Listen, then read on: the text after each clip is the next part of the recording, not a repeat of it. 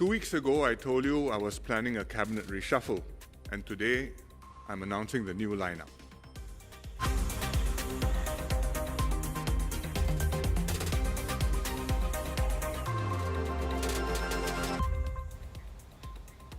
This is the Straits Times Newsnight. I'm Dylan Ang. Good evening, I'm Chow Suen.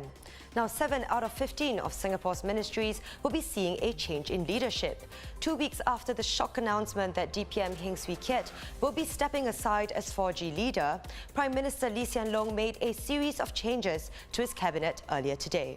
Now, these include major moves, particularly in the portfolios of the 3 men seen as likely candidates to be Singapore's next 4G leader. Starting May 15, Chan Chun Sing will become Education Minister, Lawrence Wong will take over from DPM Heng as Finance Minister, and Ong Ye Kung will be Singapore's new Health Minister. The other movements are Gan Kim Yong to Trade and Industry, S. Iswaran to Transport, Josephine Teo to Communications and Information, and Dr. Tan See Leng to Manpower. This major reshuffle comes just under 9 months since the last major cabinet changes. PM Lee explains the reasons why. This reshuffle comes earlier in the government's term than normal, and there are 2 reasons for that. One is because I'm moving the Minister for Finance. And once you move the Minister for Finance, you're moving a major piece on the chessboard, and you have to make many consequential redeployments.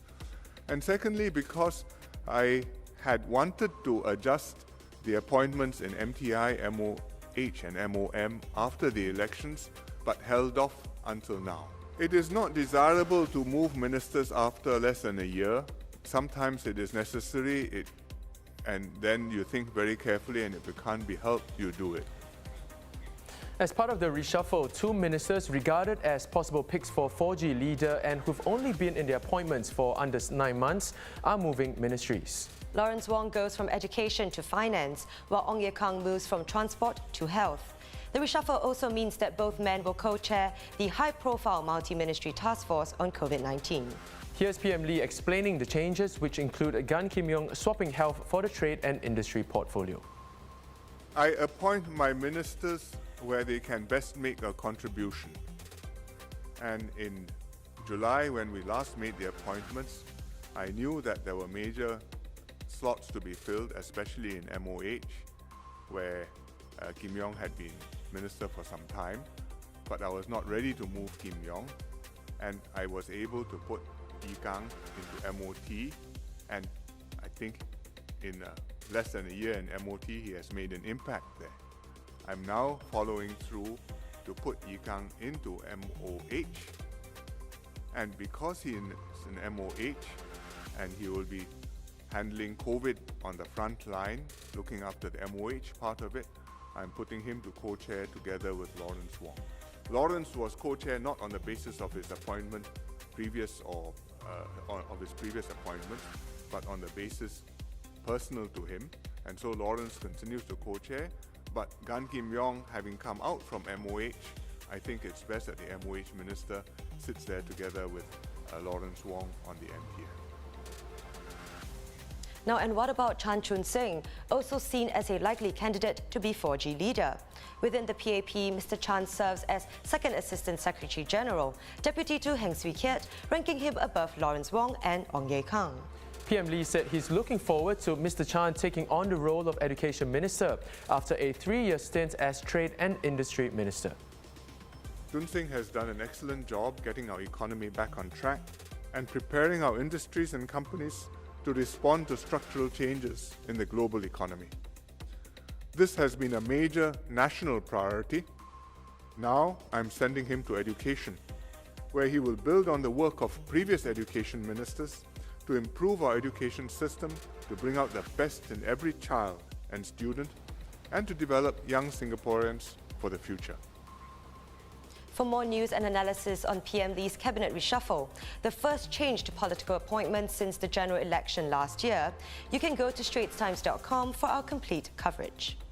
Now, PM Lee will be in Jakarta tomorrow to attend an ASEAN leaders meeting on the situation in Myanmar. The meeting will mark the first time leaders are gathering in person since the COVID-19 pandemic began last year. It comes as pockets of protest continue in Myanmar. In one rally today, people held signs calling on ASEAN to respect the results of the November 2020 general election, in which Ms Aung San Suu Kyi's NLD party won by a landslide. And in tragic news, there has been another fatal workplace accident in Singapore involving a migrant worker. A 37-year-old Bangladeshi man died on Thursday after part of an excavator fell on him. According to the Ministry of Manpower, the man was helping his co-worker lift some steel frames using an excavator fitted with a concrete breaker attachment when the part detached and fell on him. The incident occurred at a worksite near Ubi Road 3 and Ubi Avenues 1 and 2. And an update on the fatal Pan Island Expressway accident involving migrant workers earlier this week. A second worker who was travelling in the back of the lorry that crashed into a stationary tipper truck has died. 28-year-old Mr. Suganan Sudeshman from Kerala, India, died of his injuries in hospital. In a Facebook post, the Migrant Workers Centre said that it's in contact with his mother to extend assistance. A volunteer at a non-profit organisation, It's Raining Raincoats, said a counsellor has been speaking to Mr. Suganan's mother, who is a domestic worker here. She had visited her son in hospital on Thursday night before he died. Mr. Suganan is survived by his wife and 18-month-old child. Looking at the COVID-19 numbers today, there are 3 new local infections, 2 in the community and 1 in a migrant worker dormitory. The remaining 36 were imported, of which 16 are Singaporeans or permanent residents and 6 are foreign domestic workers. And India has reported the world's highest daily tally of COVID-19 cases for the second day running, surpassing 330,000 new infections. Deaths in the past 24 hours also jumped to a new record, as officials warned that hospitals in New Delhi, the northern and western region, were full and struggling to cope.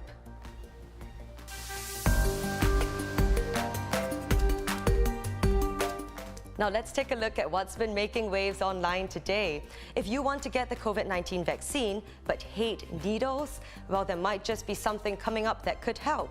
Australia is set to host the first human clinical trial of a genetically modified adenovirus vaccine for COVID-19 delivered via nasal spray. The trial from June to September proposes using genetic modification to prevent the virus multiplying and insert a gene to help people produce antibodies against COVID-19. The trial is seeking men and women aged 18 to 55 with no history of blood clot disorders. If you thought you could escape from the coronavirus by going to the ends of the earth, you might want to think twice. At least one climber on Mount Everest has tested positive for the virus just weeks after the world's tallest peak reopened to climbers. The Norwegian man told the BBC that he was isolated in hospital for several nights and has since recovered, testing negative as of yesterday. It is unclear where he contracted it from. A Sherpa in his party is said to have also tested positive for COVID-19.